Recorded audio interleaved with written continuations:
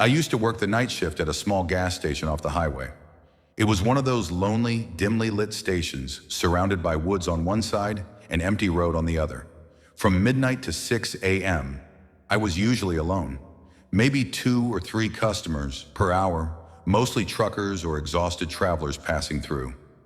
This story happened in late 2020, during a week that made me quit that job entirely. It was a Tuesday night, around 1:15 a.m. I was restocking the drinks when the automatic door chimed. A man walked in, tall, skinny, wearing a long dark hoodie despite the warm weather. Something about him instantly felt off. He moved slowly, like he was trying not to make noise, which was strange because the store floor was loud no matter how careful you were. He didn't go to any aisle. He didn't look at any product. He just stood near the entrance, watching me. At first, I gave him the benefit of the doubt. People get weird late at night. But when I asked, "Hey, need help finding anything?" he didn't answer. He didn't even blink. He just tilted his head slightly like he was studying me. After about 30 seconds, though it felt like minutes, he turned around and walked out without buying anything. I tried to shake it off. Creepy customers happen. But something told me that wouldn't be the last I saw of him. I was right. He came back exactly 30 minutes later. This time he didn't enter. He stood just outside the glass door staring in. No expression, no movement, just breathing heavily enough to fog the glass. When I approached the counter to get a better look, he stepped back into the darkness outside and disappeared. I checked the security camera footage.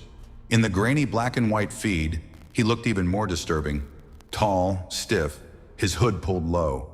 When he stepped back, his head didn't turn. His body didn't turn. He just slid backward, almost like his feet didn't move.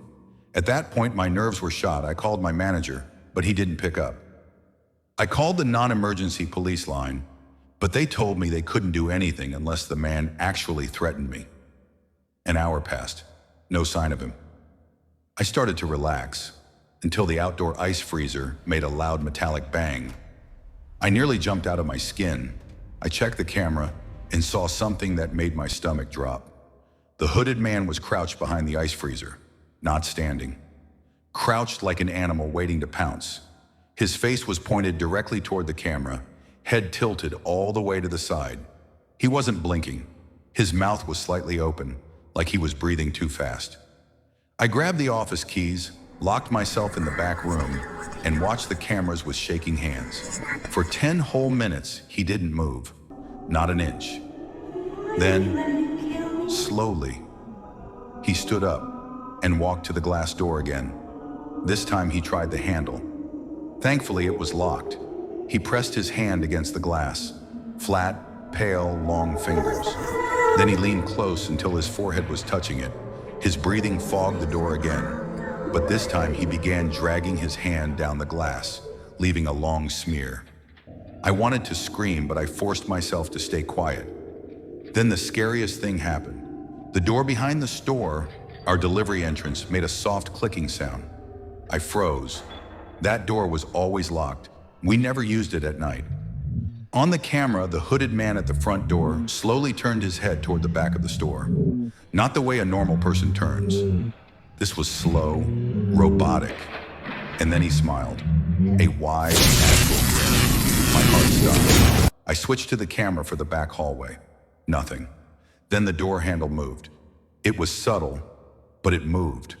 Someone was trying to get in from the back. I couldn't call 911 in the locked back room.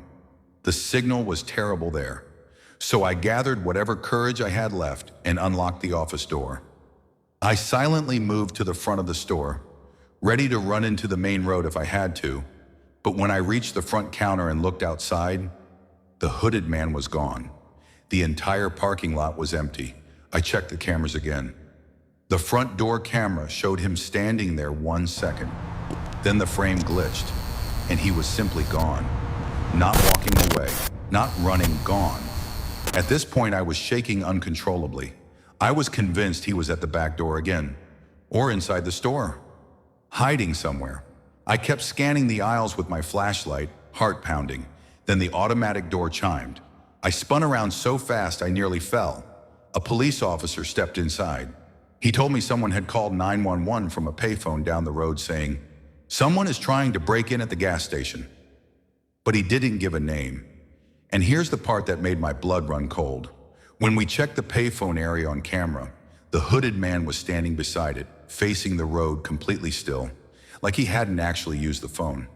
The officer stayed with me until sunrise. They searched the woods, the back of the store, the dumpsters. Nothing. No footprints, no sign of anyone. The man was never identified. He never came back on any camera. Police said he might have been on drugs or mentally unstable. But that doesn't explain how he moved, how he stood still for so long, how he disappeared between camera frames. I quit the job 3 days later. But to this day, whenever I pass a gas station late at night, I look twice at the dark corners. Because I'm terrified I'll see a tall figure in a hoodie.